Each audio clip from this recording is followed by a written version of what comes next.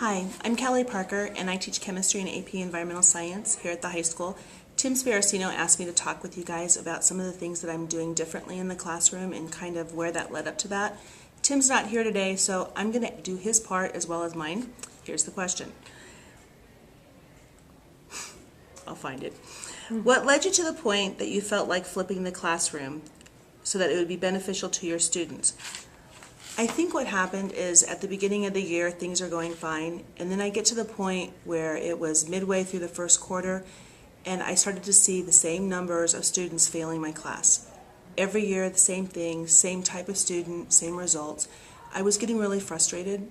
I've been a teacher for 6 years and it's like I'm doing the same thing, expecting a different result.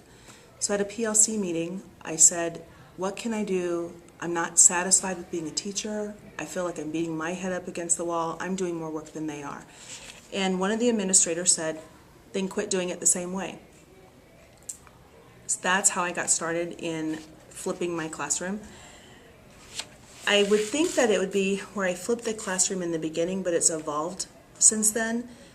When I say flipping the classroom, what I mean is that I do some sort of presentation that the students would watch at home before they come to class, and then we would drill actually during the class period so that they would have support in learning a new skill, rather than doing the format that I had been using where I would lecture and then we would do a couple samples and then send them on their way to finish things off. My experience using a lecture format is that I would have a lot of kids just sit and watch me. Very few kids actually take notes.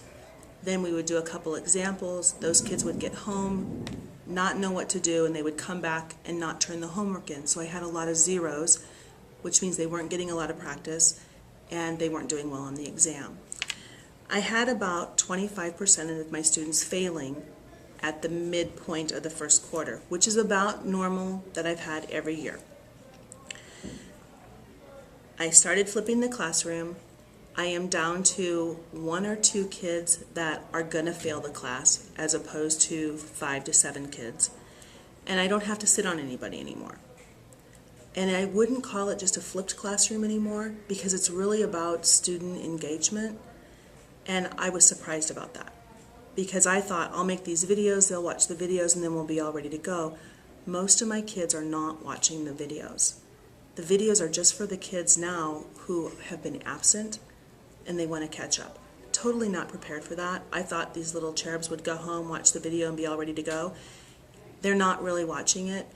I'm still making the videos because I see the benefit. It helps me organize my thoughts.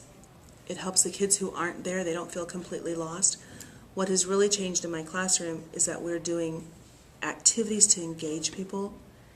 What that looks like is we will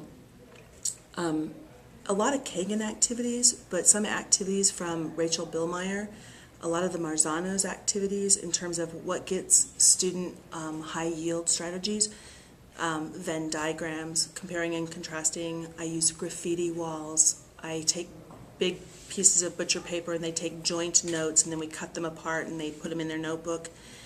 Kids don't have an opportunity to just sit and listen in the classroom, so I think they are more engaged. Therefore, even if they're not reading the material, they are learning while they're there. So that's been the big plus. Results that I've noticed, I have very few 0 assignments. My Fs right now, I have 7 Fs down from probably 29, 30 Fs 6 weeks ago. And those Fs, only 2 of them are Fs that I'm not going to be able to recover. The rest are 58, 59, 57%. Challenges that I faced, getting the students to do work outside of the class, it has always been a challenge. Now they're not doing worksheets at home. I'm asking them to view the video. I'm still not getting that to happen. I'll continue to look at that and tweak that and see if we can get students to be engaged outside of the classroom. I think you all are all experiencing the same thing as well. How do we get kids to work as hard as we're working? You guys figure it out, let me know. And then if I had to start all over today, I think I would have kept the switch quiet. Because I didn't start out the first day of the year doing it this way, I felt like I had to share with my students that they were going to see something different. I think that caused panic among the A student. The student that has a 95% or above, those students were panicked that I was going to switch. Those are the phone calls that I got from parents that says, oh, well, you quit teaching. My child doesn't like your class now that you quit teaching.